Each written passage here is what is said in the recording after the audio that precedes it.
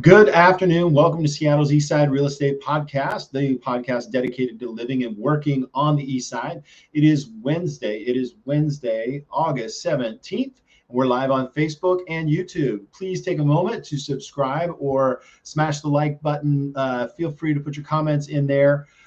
We would love to answer your questions in real time. If you've got any relevant questions, if you just have great comments like, hey, this is the best podcast I've ever seen, we would love that too. Now, if you're listening to a recorded version, you can do all those things. We will read the comments. We appreciate it on both YouTube and Google.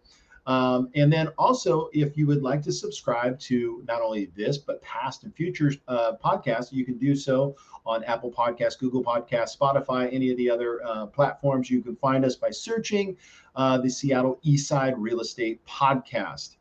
Please do rate it and like it and all of that wonderful stuff. Well, we've got a great show for you today. We are going to have Tucker Maxwell should be joining us from Fairway Independent Mortgage Company. Guild Mortgage Company. And then we also have Admiral Flounder with Fairway Independent Mortgage Company. He'll be talking reverse mortgages. And Deanna Reagan, who is with Refresh Printing and Promotional Products out of Issaquah. Now, before we visit with our guests, let's get started with our Real Talk segment. So the big question right now is, should I be selling my house?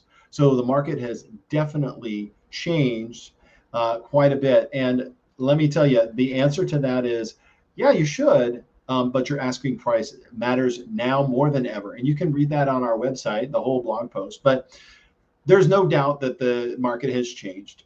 In the slowing frenzy over the past, in the housing market frenzy over the past 2 years, it meant anybody could put a price on a property. There was very, very low inventory. And while we spent a lot of time considering where the market was headed, we did our best to make sure that we were pricing a property within its value range. But even then, a home could sell fairly quickly because of the limited amount of inventory. Now, homes are still appreciating, but most experts agree that they are going to continue to climb, but at a much slower pace. And the reason for that is the rise of interest rates have pulled some buyers out of the market completely and really had other buyers reconsider their budget. A shift like this really means that it's super important that you carefully consider how to price your home. Why is it different? Well, we already discussed the issues with the pandemic, how there was a lot of people looking to move, and supply was very, very low. Because we are also seeing less demand, it makes it different. So why price your house? Why pricing your house at value matters.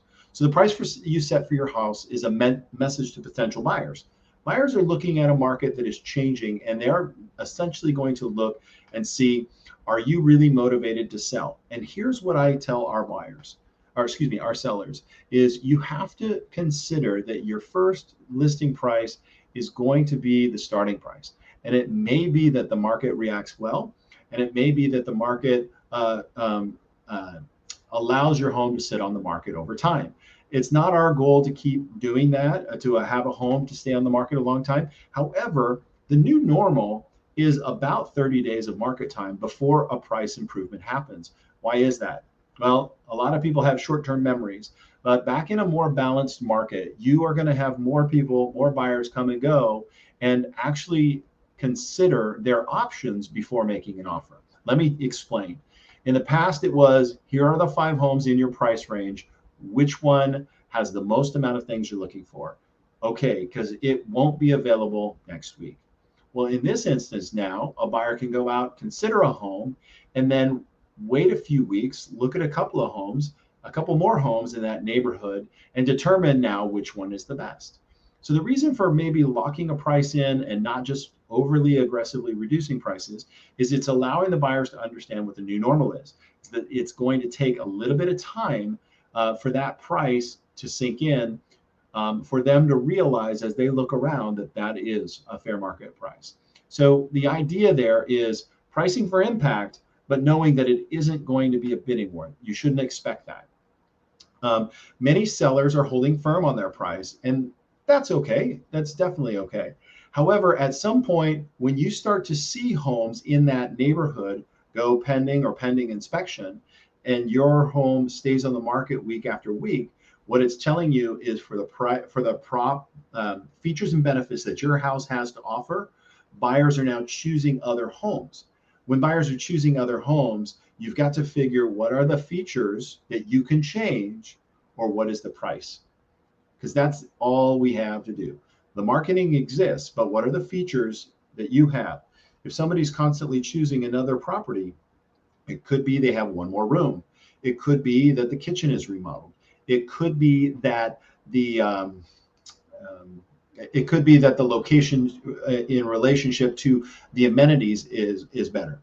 So essentially, when pricing a house now, it takes a lot of focus and understanding. So while you still have an opportunity to sell, really focusing on how you set that initial price and then have a good strategy for what happens when the market reacts to the potential price.